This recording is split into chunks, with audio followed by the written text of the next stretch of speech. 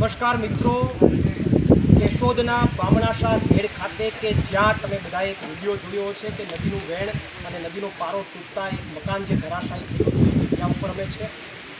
પાણીનો એટલો બધો પ્રવાહ આવ્યો અને આ દર વર્ષે થાય છે. આ કોઈ સરકારને ખબર નથી એવી વાત નથી, દર વર્ષે થાય છે. છતાં પણ સરકાર રાહ જુએ છે કે કોઈની જાનહાનિ થાય, કોઈ ખેડૂતને નુકસાન થાય, મોટું નુકસાન થાય એની રાહ જોઈને જેમ બેઠી હોય એમ અધિકારીઓ અને ભાજપના નેતાઓ અને ભાજપની સરકારને કોઈ ફેર પડતો ન હોય એવું દ્રશ્ય વારંવાર ઘેડમાં બને છે. ગયા વર્ષે પણ પારો તૂટ્યો, આ વખતે પણ પારો તૂટ્યો અને આ જે મકાન તમને દેખાય છે ધરાશાયી થયું. જો આ પાણીનો પ્રવાહ અટક્યો ન હોત તો કદાચ બની શકે કે કોઈ જાનહાનિ પણ થઈ. તો એના માટે જવાબદાર કોણ? આખે આખો જે પારો છે, જે સિમેન્ટ અને કોન્ક્રીટથી બનાવવામાં આવ્યો છે, પારો તૂટી જાય તો એની મજબૂતાઈ ઉપર પણ પ્રશ્ન છે, એમાં થયેલા ભ્રષ્ટાચાર ઉપર પણ પ્રશ્ન છે.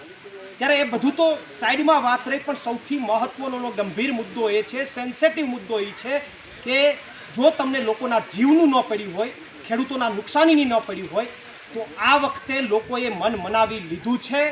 આ વખતે હવે જો વારંવાર અનેક રજૂઆતો થઈ, હવે કેટલી રજૂઆત, હજુ પણ જો અહીંયા તંત્ર કંઈ ધ્યાન ન દે, નુકસાનીનું વળતર ન આપે, હજુ આનું કોઈ કાયમી સોલ્યુશન ન લાવે તો આવનારા સમયની અંદર બિસ્તરા પોટલા શકેલી લેજો. આવનારા દિવસોમાં વિસાવદરવાળી થશે ને થશે.